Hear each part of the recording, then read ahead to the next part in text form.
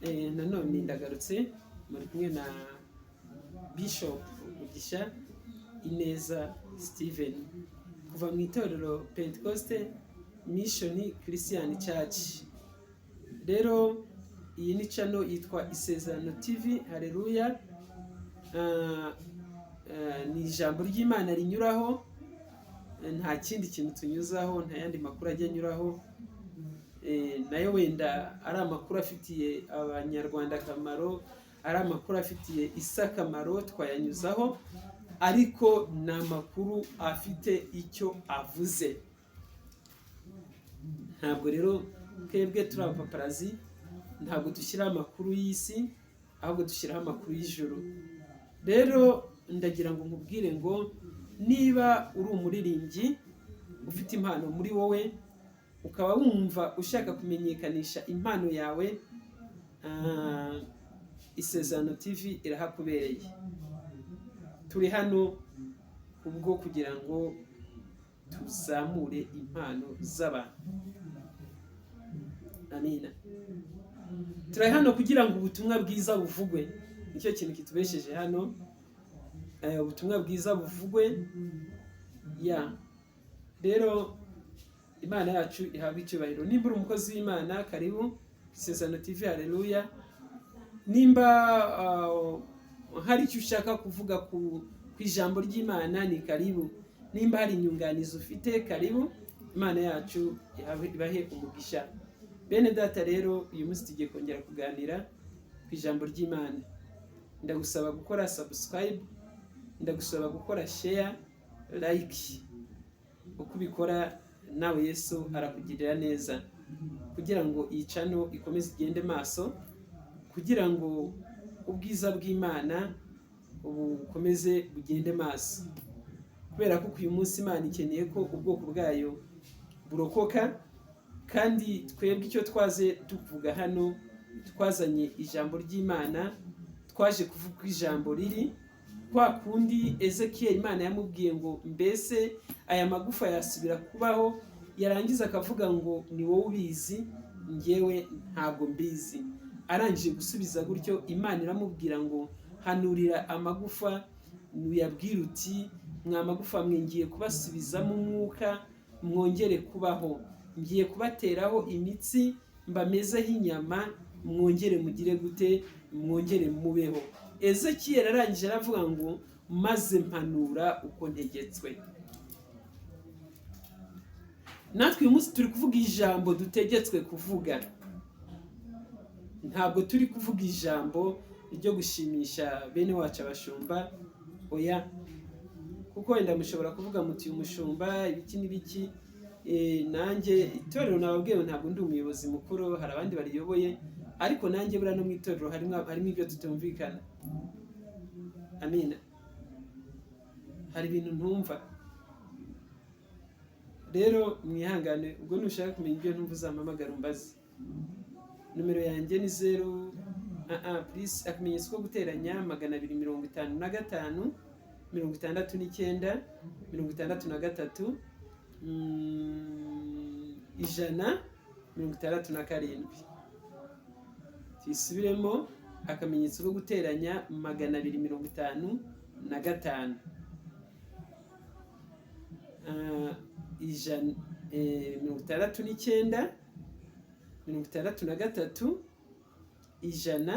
167.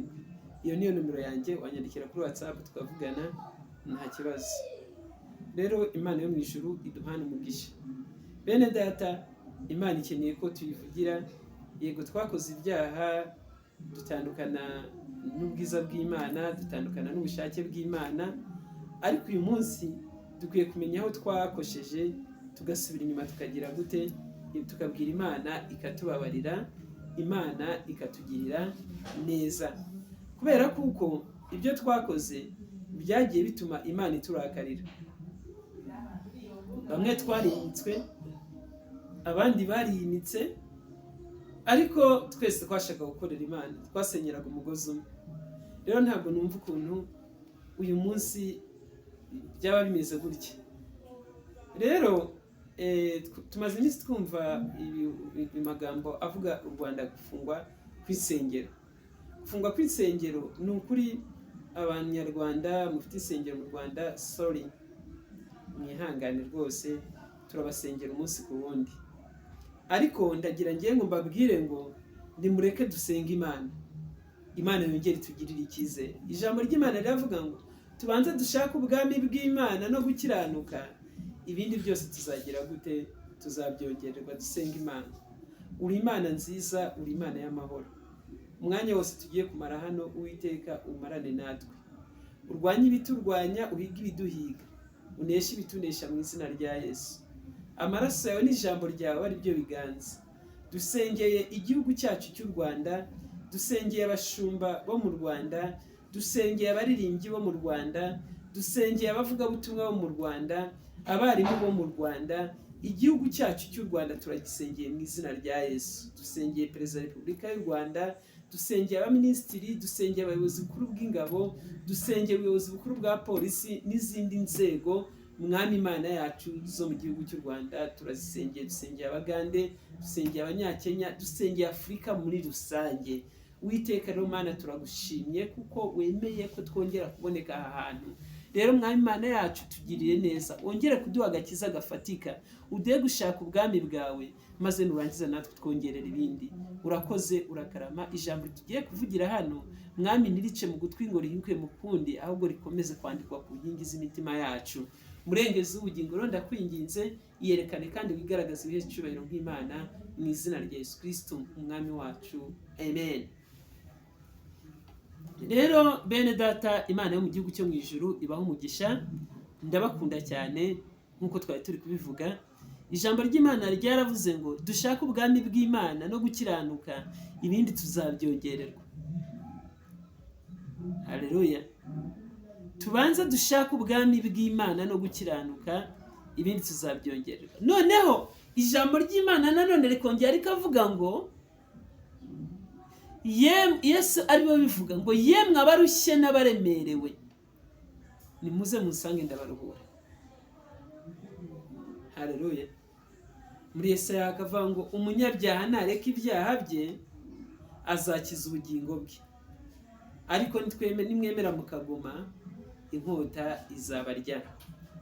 Rero ndagira ngo mbabwire kuba ntangije aya magambo nuko njyewe amagambo ndi kuzana muri iyi minsi nanjye ntabwo nzi impamvu ari kuza. Wandakarira wagira gute rwose, I'm sorry. Ndavuga icyo data ashaka ko tuvuga. Uyu munsi Imana ikeneye abantu bayikorera mu kuri no mu mwuka. Amen. Imana ikeneye abantu bayikorera mu kuri no mu mwuka. Uyu munsi Imana ikeneye ibiharamagara. Ibiharamagara mvuga ni ibiharamagara mu mwuka. Kuyivugira nta mafaranga ufite ukavuga, ugenza ibirenge ukavuga, abantu bahari ukavuga, badahari ukavuga. Nicyo kintu Imana ikeneye. Rero ntabwo Imana ikeneye ba bandi bari kuyivuga bafite ibindi bagize gute bashaka. Nimba ushaka amafaranga maramaza werure uvuga uti ngiye icyo nshaka ni iki? Ni amafaranga. Nimba ushaka inzu nziza byera uvuge ngo nshaka inzu nziza. Niba muri ba bantu bavuga ngo nigeze gusanga abantu bari kuganira baraganira, umwe ari kubwira undi ngo urusengero rwanjye ngo natumiye umuntu ngo ahageze ngo arahanura, ngo urumva ko yashaka kugira ngo atware abantu banjye, ngo namuhaye kwigisha ariko sinamwihaye guhanura. Oya, Imana niyo yaguhaye urwo rusengero, Imana niyo yaguhaye abo bantu.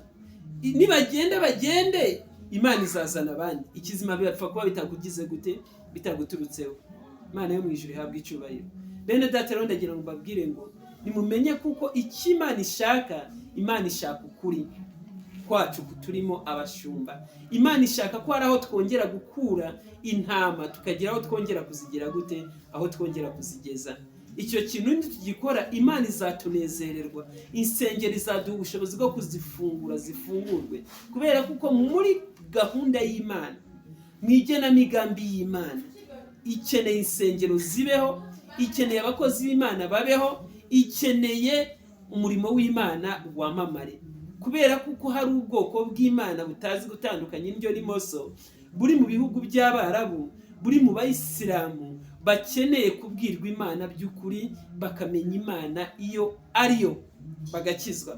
Kuko ntabwo Imana ishaka kongera, ntabwo Imana izarimbura abantu, ikeneye ngo abantu bagire gute, ikeneye ngo abantu babohoke. Amina. Imana yacu ihabwa icyubahiro. Imana ikeneye abantu bayikorera mu kuri no mu mwuka. Imana ikeneye abantu bayibwiza ukuri. Imana ikeneye abantu bahanura ivuze. Ntabwo Imana ikeneye abantu bahanura mu kavuyo. Imana ntabwo ikunda akavuyo. Amina. Nimba igihugu kidakunda akavuyo, perezida ntashaka akavuyo mu gihugu cyiwe, ntashaka abigaragambya mu gihugu cyiwe, ntashaka abahemukira abandi mu gihugu cyiwe, Imana yamuremye urumva ikunda akavuyo? Ntabwo mpinze ubuhanuzi, abahanuzi barahanura, ariko ndagira ngo mbabwire mw'abantu mwe, ikibazo gihari ni iki ngiki, ni uko turi guhanurira mu kavuyo. Turi guhanurira mu ki? Mu kavuyo. Wowe uratinyuka ngo uri umuhanuzi, ugatinyuka ukajya kuri YouTube channel ukandika ukavuga ngo u Rwanda rugushije ishano, ngo Kigali ngo irarimbutse. Mperutse kubyuka nsanga ibyo bintu babyanditse, timurankubita, ndavuga none habaye iki? Ndagiye nsomye ngo ni ubuhanuzi, ngo buri gusohoka, ngo buvuga ku gihugu cy'u Rwanda. Imana niyo yaduhaye igihugu. Imana niyo yaduhaye iki? Abayobozi. Rero nimba Imana yaraduhaye igihugu cy'u Rwanda, yarangiza ikaduha abayobozi, ikaduha ubuyobozi bw'u Rwanda, Imana ikaduha umutekano,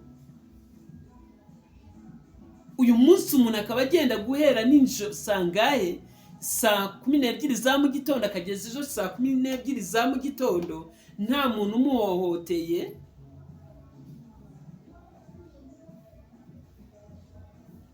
nuko Imana yabonaga kuko ayo mahoro tuyakwiye.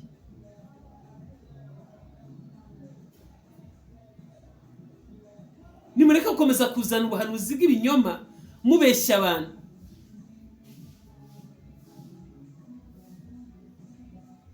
Kandi kigaragaza ko ubuhanuzi ari ibinyoma, ndababwira mwabahanuzi mwe, mujye mwabantu mwe, mujye mubanza mutegereze neza. Ubuhanuzi nyabwo, ubuhanuzi nyabwo ntabwo buhitira mu kavuyo, never. Kandi ubuhanuzi buvuye ku Mana buravugwa, buri muntu wese akumva kuko ari Imana igize gute, ari Imana ivuze. Twatangiye twubahwa abashumba, twubahwa n'abantu bose, ariko Imana yadukuyeho icyubahiro, tugiye kuba akabarore ku karubanda.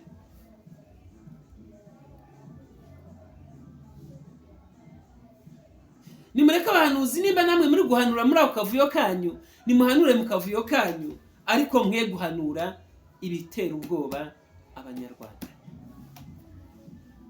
Yesu ashimwe cyane. Sinzi impamvu ndi kuvuga aya magambo, sinzi aho ari guturuka, ariko ndi kumva ari kuza. Ndi kumva aya magambo ari kwisukiranya muri njyewe. Ndi kumva hari ijwi riri kumbwira ngo ninyavuge. Amina.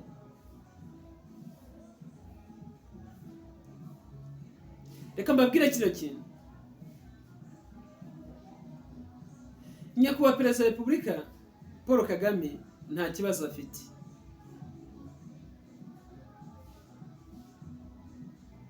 Nyakubahwa Minisitiri w'Intebe nta kibazo afite. Nyakubahwa Perezida wa Sena nta kibazo agize gute, nta kibazo afite. Amina.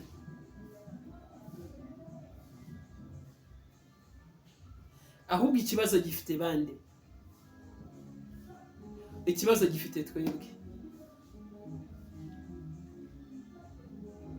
Abaturage bo mu Rwanda nta kibazo bafite, ahubwo ikibazo gifite abashumba, ikibazo gifite abahanuzi.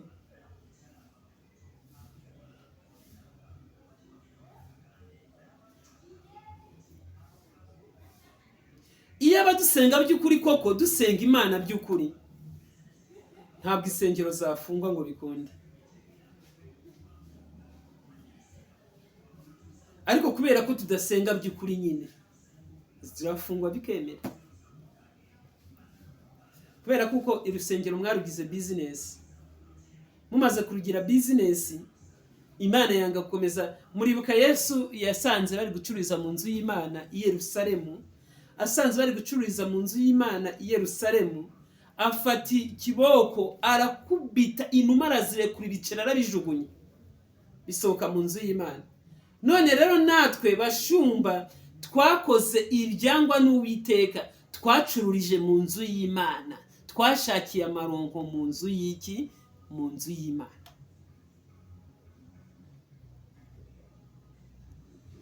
Abandi ntabwo twatinye gusambanira mu nzu y'iki? Mu nzu y'Imana.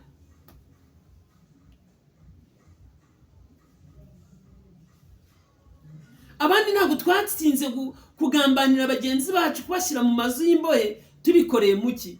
Mu nzu y'Imana.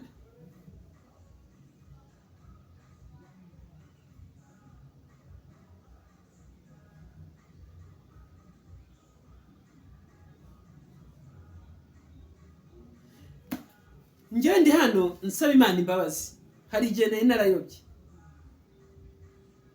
ariko Imana yo mu ijuru imbabarire kandi narihanye.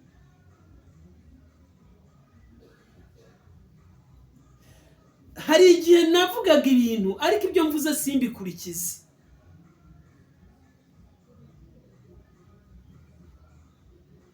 ariko icyo gihe Imana yampaye igihano. Shamubona abantu bagenda mukagira ngo iki? Imana yampaye igihano, imikibonerezo.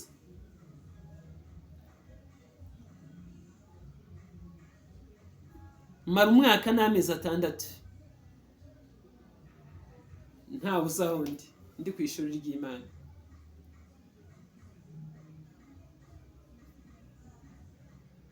Rero kuva Imana yangirira neza ikambabarira, nanjye uyu munsi nzagukorera Mana mpaka mpfuye.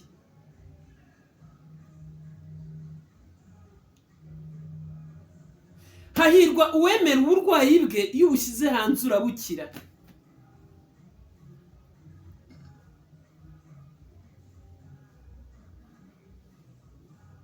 Hari igihe kimwe nakoraga ibyaha nsenga,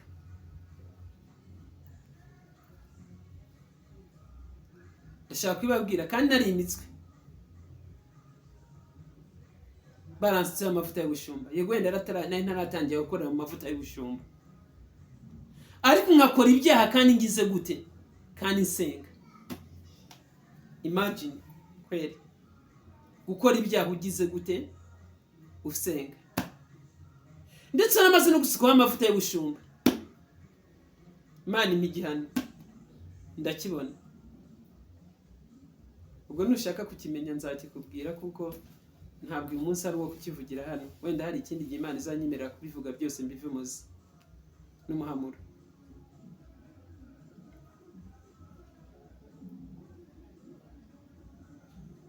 Ariko nimba hari aho warunzi nitwara neza, uyu munsi byarahindutse, kubera ko namaze kumenya aho njya. Imyaka maze inyuma ndayizi ni 38, ariko imyaka ndi kujyamo ntabwo nzi ngo nzagira ingahe. Sinzi igihe nzapfira, sinzi iminsi isigaze ku isi. Ikizima nuko Uwiteka Imana ndinze, kandi andinze ibikomeye. Imana yacu yahabwa icyubahiro.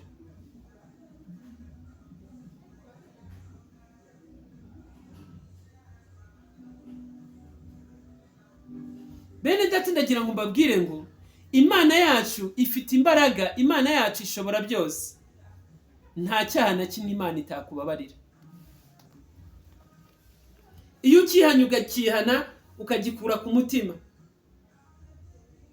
Njyashimishwa n'umwana umwe witwa Jado, yavuye Iwawa, yigeze gutanga ikiganiro avuga ati njye nari umushikuzi, ati nta televiziyo y'umuntu nibye, atariko telefone narayitwaraga kandi nari umusinzi.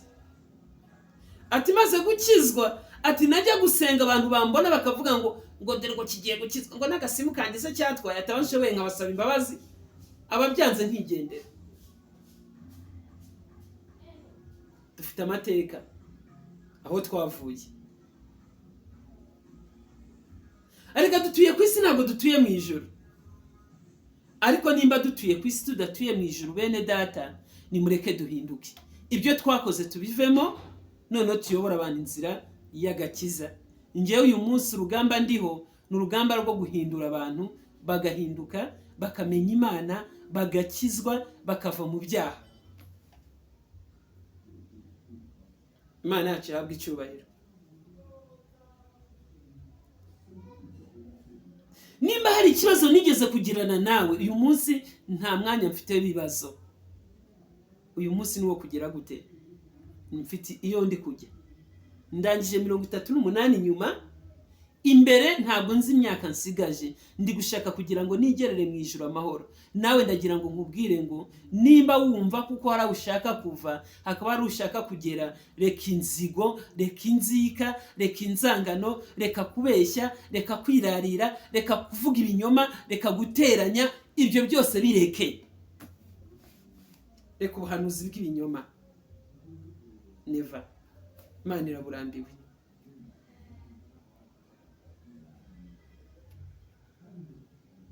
Reka kwirwa wivuna ubeshya abantu ngo u Rwanda ngo intambara irabaye irarimbanyije. Nta ntambara iri mu Rwanda. Mu 2000 mwahabuye abantu barahabuka, 2016 abantu barahabuka. None ngo u Rwanda rugeze ku ngo ibimenyetso ngo birasigaye, ngo ni bingahe, ngo hasigaye ikimenyetso kimwe, ngo FPR kava ku ngoma, ngo muri guhanura, ngo ntabwo ari ubuhanuzi. Ahubwo ntabwo ndi umucamanza, ariko njye mbaye umucamanza, bari abantu nabafunga. Kandi ijambo ry'Imana riravuga ngo ibitugu by'abapfapfa bikwiye gukubitwa inkoni. Uyu munsi ntabwo turi kuri rya jambo rivuga ngo Imana iravuga ngo nzahagarara ku bitugu by'abapfapfa. Uyu munsi Imana yaravuze ngo sinshaka guhagarara ku bitugu by'abapfapfa, nshaka guhagarara ku bitugu by'abana banjye. Uyu munsi abakozi barirukanwe, abana bashubijwe iki? Ibyo bari barambuwe. Amina. Kandi umwana w'umunyabwenge ukora ibyase abikora neza, kugira ngo se azamuhe igihembo cyiza. Rero uyu munsi Imana ihamagaye abakozi bayo nibo bagiye gukora by'ukuri. Bene data, ndagira ngo babwire mwabashumba mwe, nimba uzi ko hari ahantu watandikiye ugatandukana n'ubwiza bw'Imana, garukira aho ngaho, saba Imana imbabazi, Imana ikugirire neza. Nimba uzi ko wafungiwe itorero mu Rwanda ukaba ubizi neza, ongera wegere Imana usenge. Imana izongera ikore icaho yanyuze bafunga, izongera ihaca ivuge ngo mwana wanjye ongera ugire impuhwe, kuko ibyo nashaka ko bageraho babigezeho, barahindutse. Imana ubwayo nizahagarika imisoro, Imana ubwayo nizagaruka ikavuga ngo insengero nizongere zikore. Kandi amasengesho Imana yavuze nitumara kuyakora, nukuri muzatangira kubona itandukaniro. Ntabwo bazafungurira rimwe igihiriri ngo bafungure ubone insengero bazifunguriye umunsi umwe, ariko gake gake uzagenda ubona insengero zifunguka mpaka kugeza igihe byongera gukundira. Ahubwo ntibyabatangaza izo mubona ko zihagaze arizo zifunzwe, ahubwo zazi nizari zarafunzwe zikongera zigafungurwa, kubera kuko Imana ikeneye ko twihana ibyaha byacu, tugarukira aho tugeze, tukagarukira Imana, tukagarukira aho tugeze, tugakorera Imana by'ukuri, kuko Imana igiye kudukoresha imirimo ikomeye mwabashumba mwe. Rero Imana yo mu ijuru ibaho umugisha, ndabakunda cyane. rero mwabahanuzi mwe Imana ntabwo ibyo muhanura ntabwo Imana ibizi. Ibyo ni ukuri. Ubwo buhanuzi bwanyu ntabwo Imana ibuzi muhanura ku gihugu cy'u Rwanda. Nta nubwo ari n'Imana iba yababwiye, ahubwo abantu babatuma bafite ibibazo. Ushobora kumbwira ute ngo wahanuriye umuntu umuyobozi runaka ukajya kwirwa ubigira iturufu kuri ntuzi? Ariko mwari muzi iyo ubuhanuzi buje, mwari muzi kuko ahubwo shahwe mwege muravuga Imana ntago muyizi, muzayimenya. Mwega mwumva bavuga Imana mukumva baravuga ubuhanuzi, abandi musigaye mwirwa murepeta indimi ukigisha ugahitira ko zomeni dotayi amanda. Umunsi nk'umusazi yaradushekeje, yanyuze ahantu yumva bari kuvuga ngo zomeni dotayi, arangije aravuga ngo muzagidoteni mubanze mujye Musanze mubone ku idotayini, sibyo? Rero mwikwigisha abantu ubuhanuzi, kurepeta ubuhanuzi. Mwaba Kristo mwe ntabwo ubuhanuzi ari uko umuntu yagiye mu ndimi. Ubuhanuzi butavangiye nguko ijambo ry'Imana nibwo buhanuzi butagize gute, butavangiwe. Ntabwo mvuze ngo ntihariho abahanuzi. Abahanuzi bariho mu gihugu cy'u Rwanda, hariho abahanuzi pe, hariyo n'abakozi b'Imana pe, ariko hariyo n'abahanuzi b'ibibuno, hariyo n'ibirura byambaye uruhu rw'intama, byambaye uruhu rw'intama kandi imbere ni ibirura.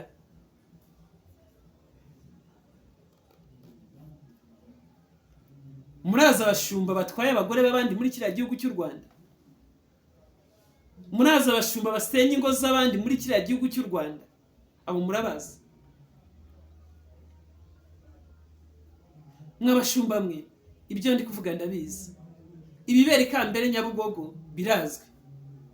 Ikambere abashumba mwahanyuze murahazi. Ngiye hari umunsi umwe nigeze kujya Nyabugogo hariya munuza hirya ku mashyirahamwe, hari ahantu hari resitora bitaga Ikambere. Narahageze ndarira, ndavuga ni kandi ibi bintu Imana igiye guhana abantu. Narahageze mpasanga abashumba bageze muri 12, abashumba 12 kandi bahanura bavuga ngo Imana iravuze. Bari kunywa bonde 7 bayivanga muki,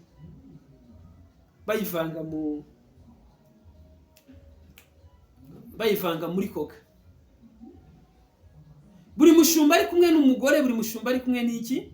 N'umugore.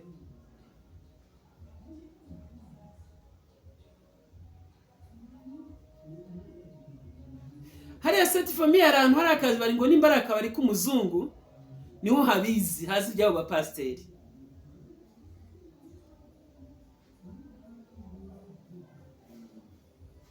Mwabantu, mwabashumba, mwagarukiye aho mugeze. Imana yaricaye nandi Kigali, Imana irambwira ngo umwana wanjye ngwino nkwereke. Noneho impuza n'umushumba umwe, ntago muhumure ntago mbavuga. Uwo mushumba tumaze guhura arambwira ati ngwino tujye kureba umushumba mugenzi wanjye hariya Ikambere. Mpageze nsanga bari kunywa iki? Inzoga. Buri wese ari kumwe n'umugore. Ye hari n'uwari ufite umukobwa yari yaturukije muri Canada, amubwira ngo hari ikintu Imana yamubwiye kuza kumubwira. Nsanga yicaye aho ngaho kandi icyo gihe yari afite umugore.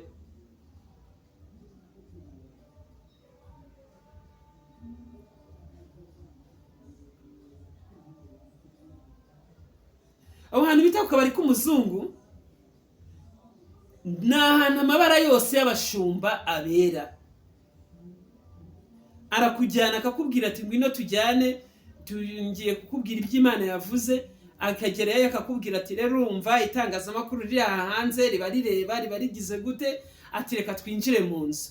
Mukagenda mukagera mu cyumba, mwagera mu cyumba ati kura nk'imyenda, ati ngomba gusengera nkukoze ku mabere, ngomba gusengera nkukoze ku myanya y'ibanga, ati ndetse no kugira ngo bikunde nuko ngewe nabanza nkakubanza kugira ngo intuza z'umushumba zikwinjiremo. Sabo n'urubyaro, nimba ari umukobwa, nimba ari umugore utabyaye, ati reka izanjye zibanze zikujyemo. icyo kintu cyarambabaje, kirambabaza. Icyo kintu cyababaje Imana. Imana irangije irambwira icyo gihe nari ndyamye saa 9, Imana irambyutse, uwo mushumba arambwira ngo ninze tujyane. Turajyana, tugezeyo ndeba ibintu biri kubera Ikambere, ndeba mukeye mu gitondo arongera arampamagara, Imana irambwira ngo genda, ndeba ibintu biri kubera ahantu bita ku kabari k'umuzungu. Ndatangara.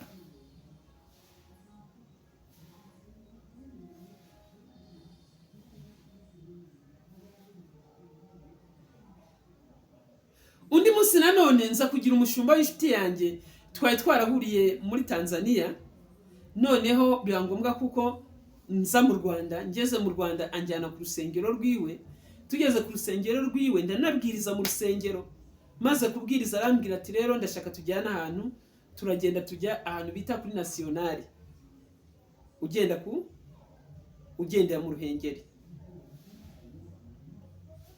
Tuhageze turicara, twicaye, ngiye kubona mbona aravuze ngo nimunzanire Skol.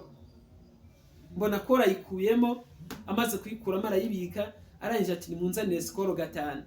Bamuzanira Skol 5 arayinyweye, amaze kuyinywa aravuga ngo genda Skol uraryo. Akajya soma agira gute, genda Skol uraryo. Ndavuga ni nyine wenda ninda yamunaniye reka mbireke, ninywera Fanta Coca.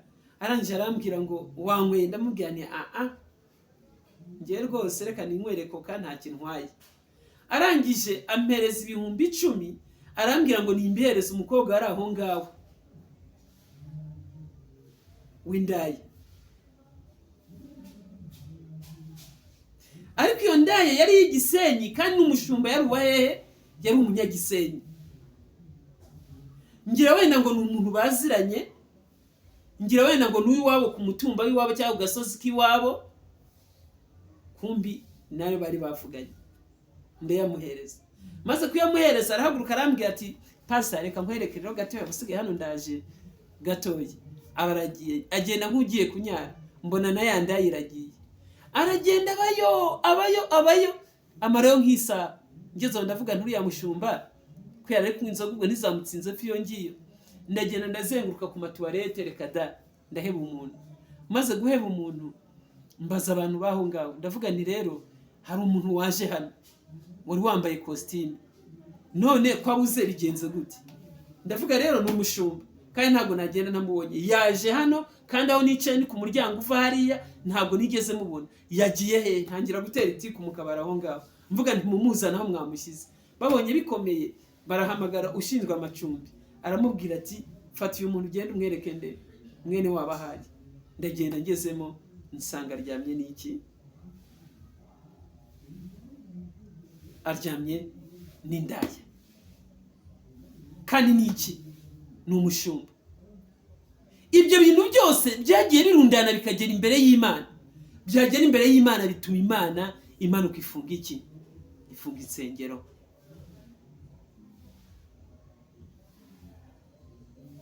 Turi kumvikana?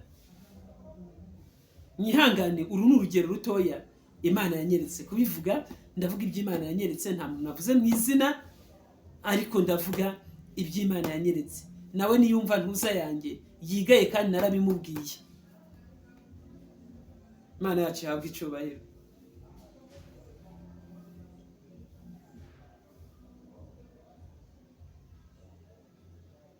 Haleluya. Undi mushumba nanone avuye ntuza i Kigali, agiye muri Tanzania Zanzibar. Agezeyo duhurira ahantu ku rusengero rumwe, ninjye ari wigishije kuri urwo rusengero, nayo mfite igiterane. Ndangije nawe ndamubona, ndamubwira nti ngwino nguhereze iki umwanya. Nari muzi akiri mu Imana. Araza arigisha. Ikintu cya mbere, aba bantu bafite ijambo. Kandi bireka mbabwire ngiye hari ikintu ntajya nemeranyaho n'abantu. Baririmba bakerekana Satani ari intare, bakerekana Satani ari ikintu gisa nabi. Mwabantu mwe muyobya abantu. Satani mukamwerekana afite amahembe. Oya, Satani aza yigize mwiza. Ndetse Satani azi ijambo. uyu munsi abantu ngo bazi ngo abantu bose bavuga ngo izina rya Yesu ngo nabaki ngo basenga Imana sha nabo bamenye amayeri bavuga Yesu utari uwo mu ijuru.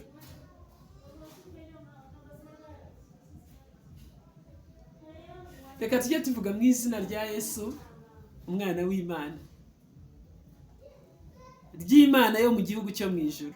Naho barabivuga se babivuga ibyo bindi. Umugabo yari afite ijambo rya rindi rigize gute ijambo yarigishije abantu bararambarara. Yigisha ijambo rivuga ngo Imana igiye gukura abantu mu cyari cy'amahwa ibashire mu cyari cy'ipamba.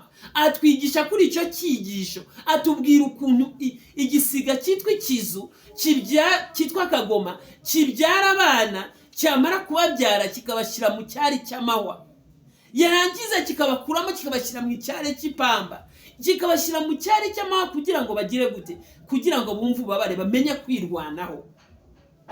Umugabo aratwigisha ijambo twumva turanyuzwe, turavuga ngo uyu ni umukozi w'Imana. Maze ubwo ajya muri hoteli. Aho yagiye muri hoteli muzi ibyo yakoreye. Yabwiye abana b'abakobwa bari aho ngaho, arababwira babandi beza. Arigisha arahanura, amaze guhanura aca ku ruhande arabegera bose bakanyomera. Mu gitondo akimara kugera kuri hoteli aho twari twamucumbikiye kurara kuri hoteli, yaraye kuri hoteli ko ntawe ajya muri hoteli. Noneho ahera kuwa mbere aramuhamagara, umva kanaka, umva ukuntu Imana imbwiye. Imana imbwiye bino na bino, nsanga hano tugire gute dusenge. Ahera kuwa mbere aryamana nawe, ahera kuwa kabiri aryamana nawe, ahera kuwa gatatu aryamana nawe, ahera kuwa kane aryamana nawe, kuwa gatanu aryamana nawe, uwa gatandatu niwe wamunaniye.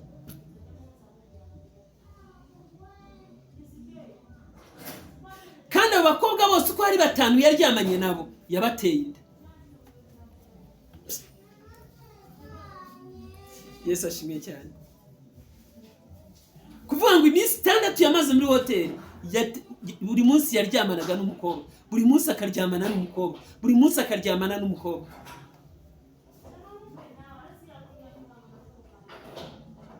Muri kuva aho turi kuva naho turi kugenda.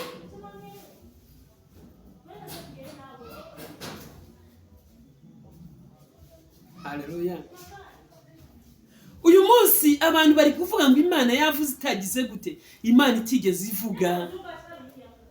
Nimuhindure duhanura uko Imana ishaka, dukora iby'Imana igize gute, iby'Imana dushakaho, tuvuga iby'Imana dushakaho, twe kuvuga twebwe ibyo dushaka, ahubwo tuvuga iby'Imana dushakaho. Uyu munsi abantu muri guhaguruka mukabwira abantu ngo reka tujye mu mahoko, tujye mu buvumo, mwagera mugafata abana b'imyaka 23 b'abahungu kuko bafite amafaranga, mukabashingira abagore b'imyaka 40 bafite abana bangana nabo. Nimwimagine nabo. Imana yavuze kandi itavuze. Mwarangiza mugasubira n'amafaranga mwahanye ibiki n'ibiki. Murumva isengero zahagarara gute mwabantu? Murumva ubwicanyi muri gukora. Ufashe umwana w'imyaka 24 umushingiye umukecuru w'imyaka 46 afite abana b'abakobwa bangana nkawe. Abo bana nagenda nabakaryamana nabo muzavuga ngo uyu mwana akoze ikosa. Simwe mwamuteye ibyo ngibyo.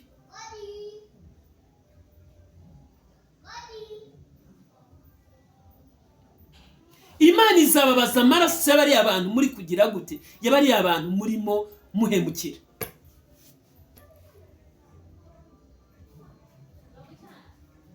Murafata abantu mukabakura mu mazu yabo, mwarangiza mukavuga ngo Imana iravuze ngo uriya mugabo so wawe, umuntu afite abana 4 akabasiga akagenda ngo agiye ngo ntabwo ari we mugabo, ngo uriya mugabo so wanjye. Amarire y'abari abana basigaye bagira gute, barira. Imana izayababaza byanze bigize gute, byanze bikunze.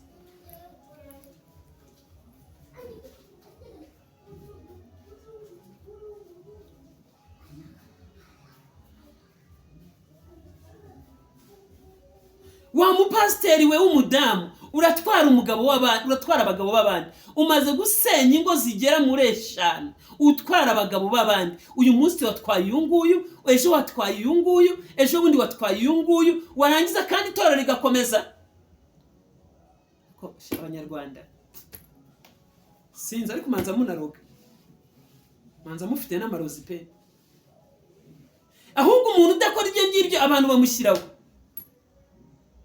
Ariko wa wundi, ariko narabimenye, hari ahantu nageze mu minsi ishize barambwira ngo basigaye ngo bagira imiti ngo bamanika ku muryango bakayubakiraho mu muryango. Barangiza ya miti bamanitse, byanze bikunze kureba yo gusugahitira kugendayo. None hari n'ikindi numvishe bafite n'amakaramu bagiye gucisha kwa baga kandi n'ahandi gutya. Amin. Nimeta. Ariko murabeshya muzapfa, ntago muzarama. Uri umupasiteri w'umugore, urebye umugabo wese ushimye mu rusengero rwawe umwambuye umugore we, kandi ugakubisa ukavuga Imana yo mu ijuru ibaho umugisha, njyewe ni pasiteri runaka, Imana yangiriye neza, ibiki n'ibiki. Imana yakugiriye neza wibye umugabo w'abandi? Imana yakugiriye neza? Imana yakugiriye neza wataye abana b'imfubyi bari kwandagara mu muhanda? Imana yakugiriye neza? Uri umupasiteri wica ubukwe bw'abandi buri munsi. Umuhungu ararambagiza, ubukwe bwagera hagati ugahitira kugera ukajya mu matwi y'uriya mukobwa ukamubwira ngo uriya mukobwa, ngo uriya muhungu ntabwo ari umugabo wawe, ubukwe bugapfa.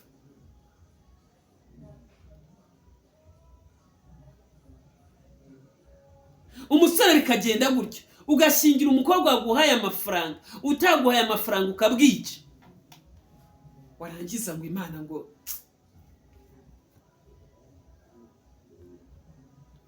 Imana ngo yafunze insengero. Yarazifunze, ariko nimeke twisengere rata. Imana itugiriye neza, Imana ifungura insengero z'abanyarwanda. Ariko iyo dusenga Imana izabigenza neza. Ririya jambo ryo muri Yoba ntabwo riri kubwirwa Abayisiraheli, ntabwo riri kubwirwa abantu b'Ineneve, uyu munsi riri kubwirwa abashumba b'abanyarwanda. Ni abashumba mufite ikibazo, abandi nta kibazo bafite.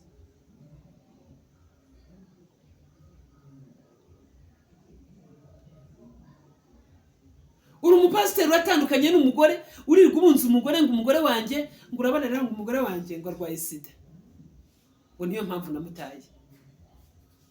Ko mwasezeranye muvuga ngo mu bibi no mu byiza muzabana, ubwirwa n'iki nimba yose atari wowe wayimuzaniye?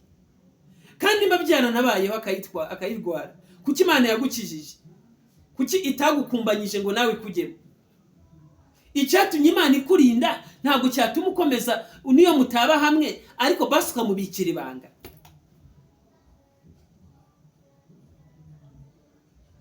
Imana yarufunga ngo irarufunze,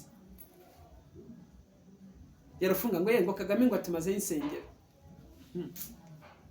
Ejo hari umuntu warwaye kuri moto ahantu turi kugenda, arangije mvuze Ikinyarwanda, noneho arangije arambwira ngo uri umunyarwanda, ngo ndabona ufite Bibiliya, ngo uvuye ngo mbi gusenga, ngo nabaje gusenga urusengero. Ndavuga nti hoya, ngo none se ko mu Rwanda Kagame insengero azimaze azifunga, ko adashaka ko hari umuntu usenga, ngo kuki ngo wowe ngo numva? Ndavuga nti rero ngo wowe ngo mu Rwanda ngo ibiki n'ibiki, ngo Kagame ngo ibiki n'ibiki, aravuga ibintu byinshi. Ndamubwira neka nkubwire rero, wewe wageze mu Rwanda ngo nabyumvise, wabyumvanye bandi? Abantu bavuye mu Rwanda babumvanye gute? Numvise bavuga ngo Kagame yafunze insengero. Kagame se afunga insengero, afite ubushobozi bwo gufunga insengero? Mubabare kuba mvuze gutya. Ubu se ko zari zabayeho. Imana niyo ifite ubushobozi bwo gufunga insengero. Iyo Mana rero ifite ubushobozi bwo gufunga insengero, yamuciyemo irazifunga. Kuko ahagarariye Imana ku isi.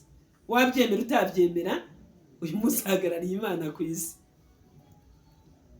Ngaho nimba adahagarariye Imana mu Rwanda, ntabwo mvuga ku isi yose, ndi kuvuga mu Rwanda iwacu. Museveni nawe ahagarariye Imana muri Uganda, Ndayishimiye ahagarariye Bujumbura.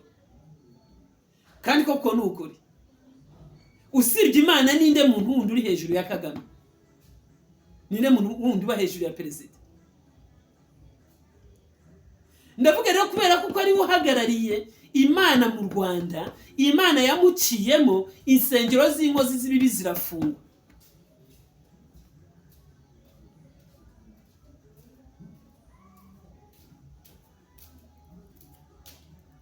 Ntitutibagiye kuko n'izo nkozi z'ibibi hari n'izindi zafungishije.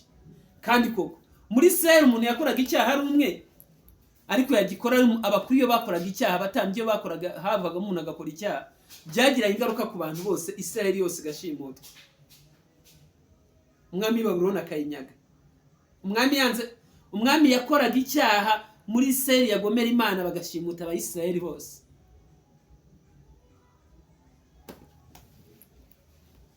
Rero ndagira ngo mbabwire ngo ndamubwira nti rero uriya mugabo ahagarariye Imana mu Rwanda, kandi niba Imana yaciyemo kugira ngo ifunge iki? Ifunge insengero. Arangije ngo toka ngumvira kuri moto, ndamubwira nti rero reka nyiveho, ariko nawe ntunyishyushye, nyivaho ntega indi. Yarakaye afite umujinya mwinshi, ndavuga nti Yesu akundinde. Arababara cyane kuko yumvishe mvuga neza ngo byavuye ku mugambi w'Imana.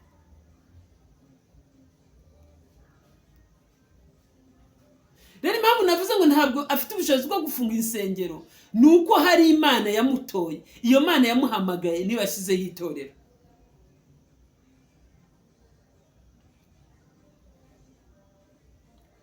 Rero nawe abikora kubera kuko abahamanya n'umwuka w'iki? W'Imana uri muri we, utuma ayobora Abanyarwanda. Ntabwo yakumva ngo abajura ngo abantu bari kwibira mu nsengero, kandi nawe mureke no kuba ngo Perezida Kagame nawe ubwawe ubaye perezida. Mbese ko mushwana ngo umuntu yaje mu rusengero ngo arahanura ngo ari butware abantu, noneho tekereza ko mushwaniye abakozi b'Imana baje ku nsengero iwanyu, mukabuza kwakira nimero z'abakristu ngo badatwara ibya 10 byanyu. Ngaho tekereza ari wowe uyoboye abantu, ukumva uyu munsi hadutse umuntu, nimuzana ubutindi bwanyu mbaho ubukire, nimuzana ubutindi bwanyu mbaho ubukire. Mukamuhereza amafaranga, akabasiga amavuta yerayo mu ntoki, mugatahana amavuta yerayo, mugamusigira ubutunzi bwanyu.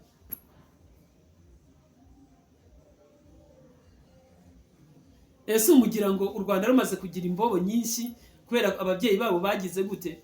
Ababyeyi babo babibye, babagize babyashyiriye mu nsengero, byagiriye neza, bizagirira abandi ingaruka, si Abanyarwanda. Ese mugira ngo iyo amagereza yuzuye abantu bakora ibyaha, ni mwega muvugwa?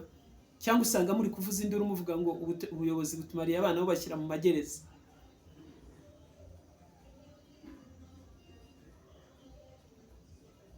Niyo mpamvu rero Imana yafunze iki? Insengero.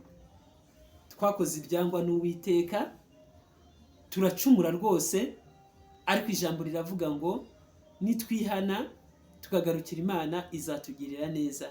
Rero Imana yo mu ijuru iduhana umugisha bene data, ndabakunda cyane, ndabizi harimo abararakara, ariko washaka wankunda kuko ibi ndi kuvuga ntabwo ari ibyanjye. Amina.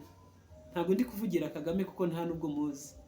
Mu byo navuze wenda iyo bavuze iyo mwana mubishe bavuga mu perezida muravuga ngo bari gucinya inkoro, ariko noneho ntabwo cinya inkoro kuko Kagame simuzi. Yego ndamuzi, ni perezida wanjye, ariko naba mbeshye, sinda ahubwo nanjye icyama nkamubona byibuze mwegereye. Amina. Ariko ntabwo muzi, ntabwo ndi gucinya inkoro. Rero ndavuga icyo Data wo mu ijuru agize gute ashaka ko mvuga, ko ni wampaye umwuka, ni umpamamiga yo kugira ngo ibi ngibi bisohoke, ni utuma iki kiganiro gifatwa. Rero Imana yo mu ijuru ibaho umugisha bene data, mwihangane. Nuko nyine ibya Yesu ni ku murongo, ntabwo ibya Yesu ari akavuyo. Abahanuzi bakavuyo Imana ibigize gute, abashumba bakavuyo neva Imana ntabwo bashaka. Mwebwe mwigo mubeshya Mana yanjye, reka mbabwire mw'abantu mw'abashumba, nimwihangane pe, muvugurure itorero ry'Imana, kandi n'ukuri Imana igiye kubakoresha iby'ubutwari. abagiye kwemera mu kwihana. Imana igiye kubagirira neza. Izo modoka mwaje mushaka Imana igiye kuzibihera.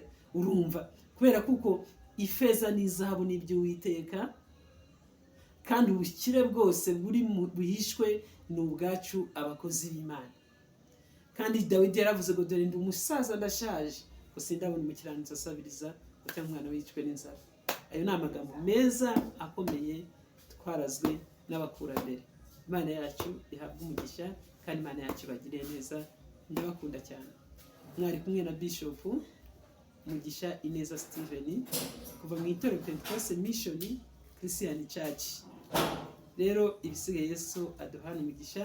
Niba ufite inyunganizi, nimba hari icyo ushaka kuvuga, wakwanyandikira kuri WhatsApp yanjye kuri kamenyetso ko guteranya 255 69 63 167. Ibisigaye Yesu aduhana umugisha. Ndabakunda cyane, ndabishimira, muri inshuti zanjye Banyarwanda, abari mu mahanga. Ntago nasoza ntifurije ibihe byiza abantu munkurikira muri Australia, abantu munkurikira muri Canada, basapuna ndabasubije cyane, munkurikira muri Canada, basorange muri Amerika. Rwose Imana yo mu ijuru ibaho umugisha. N'abantu munkurikira muri mu Rwanda, Imana ibaho umugisha. Abantu munkurikira aho muri ku isi yose mwumva uri muri Kinyarwanda, Imana ibaho umugisha. Nabo basobanura mu Cyongereza, Imana yo mu ijuru ibaho umugisha. Ndabakunda cyane bene data. Reka dusenge Imana itugarurire itorero. Imana yacu yagucyubahiro. Rero tuzasubira. Imana yo mu ijuru iduhana umugisha. Ndabakunda cyane.